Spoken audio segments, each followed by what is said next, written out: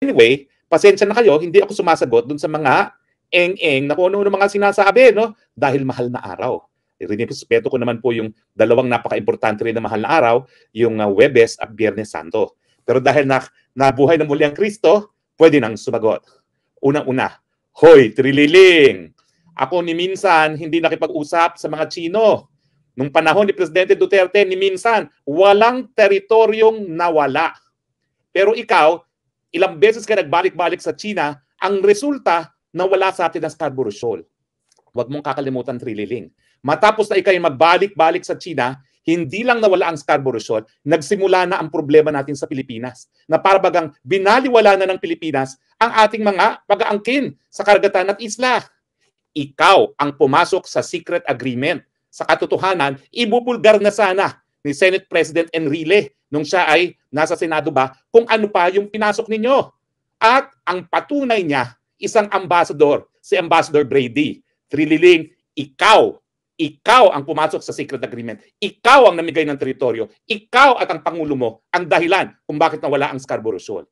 Bakit mo sasabihin na nagkaroon ng secret agreement ng Presidente Duterte? Walang teritoryong nawala sa Pilipinas ng panahon ni Presidente Duterte. Ikaw ang pumasok sa secret agreement. Kaya nga, sinasabi, no, dapat linisin muna ang tungis mo sa mukha dahil putik ang nasa mukha mo dahil nawalan tayo ng teritoryo at hindi pa natin alam kung ano pang pinagkasundo mo sa Chino na dahilan na ngayon, talagang walang tigil ang kanilang pag-aangkin pati na sa Ayungin Shoal. Pati ba yun? Pinamigay mo? Sabihin mo kasi yung totoo. At sana nga, dahil 100 years old na si JPE, sana habang narito pa siya, ibulgar na niya kung ano ang mga kasunduan na ipinasok mo. Ikaw ang managot. Ano ang mga pinasok mong mga secret agreement. Ikaw naman, drag queen, hindi ka palusot. Kaya naman ikay nakalaya. Ang kanta is, ano ba tawag doon? For Mom with Love. At alam mo na ang ibig sabihin yan. Mom. Dokumentado na yan. Kaya tumahimik ka na. Nakalaya ka na. Mabuhay ka na ng matiwasay. At wag nang pakialaman ang wala ka namang kaalam-alam. Dahil pagdating dito sa usaping nito, COMELEC ang iyong specialization, hindi international law. Habang ikay naninira, akala mo makakalimutan ng tao na hanggang ngayon, akusado ka pa rin sa pangangalakal ng pinagbabawal na gamot.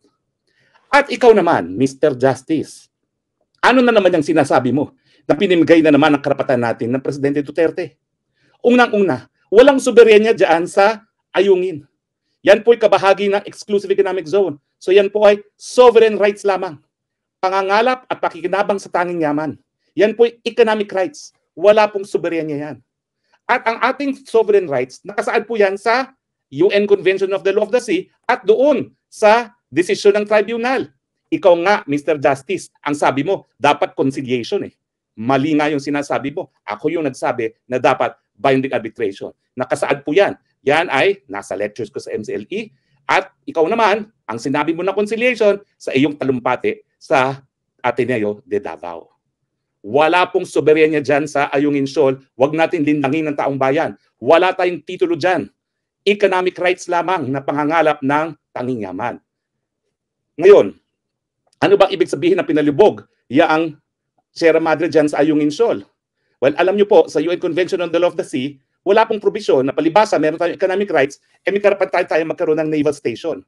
So, ang nangyayari po, yung Ayungin, dahil sa Sierra Madre, ginawa nating naval station, yung bulok na barko dyan. Hindi po talaga totoong barko yan. Dahil sa maritime law, ang barko umaandar ng sarili.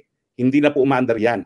Yan po ay bulok na linubog natin at by legal fiction, tinawag nating commission sa Navy. Bakit? Dahil pag tinanggal yan ng China, o pwede tayong tumakbo kay Uncle Sam. Uncle Sam, Mutual Defense Treaty, saklolo!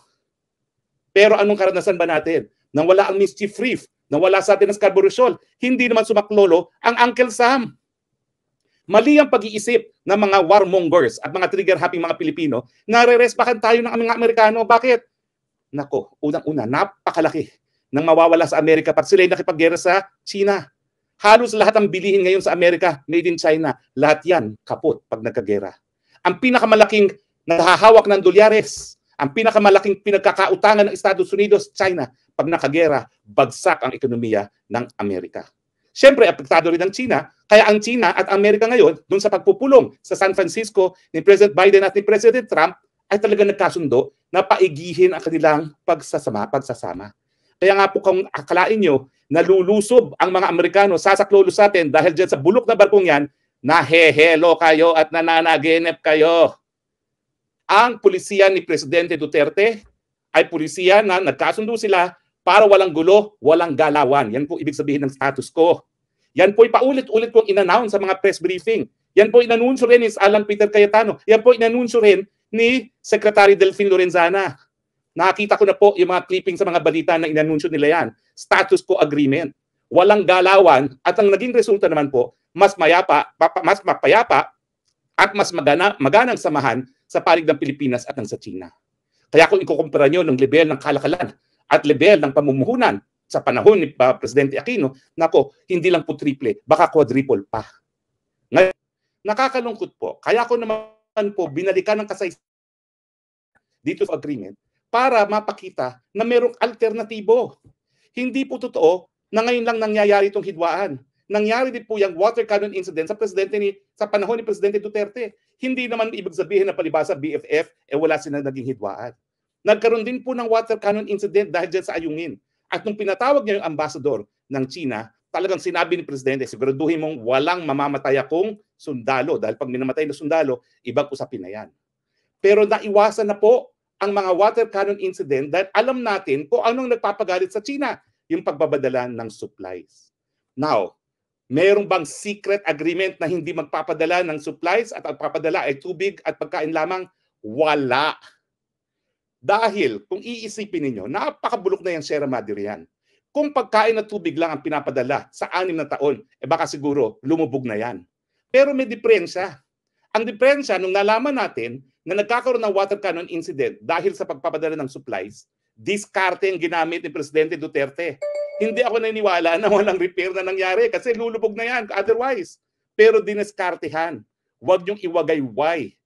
Ang nangyayari ngayon, winawagayway ng administrasyon ni PBBM yung pagpapadala ng construction supplies na alam nilang nagiging dahilan kung bakit nagkakaroon ng water cannon incident. Bakit nila winawagayway? Pwede naman diskartehan yan na gaya ginawa ni Presidente Duterte dahil nga gusto nila na uminit, magmukhang aping-api ang mga Pilipino para malinlang ang Pilipino, malihis ang tunay na issue. Sino ngayon ang nag-iisip na ang talagang problema ng Pilipinas ay mataas sa presyo ng bilihin, ang kawalan ng trabaho, ang mababang mga sweldo? Ginagalit tayo ng Marcos administration.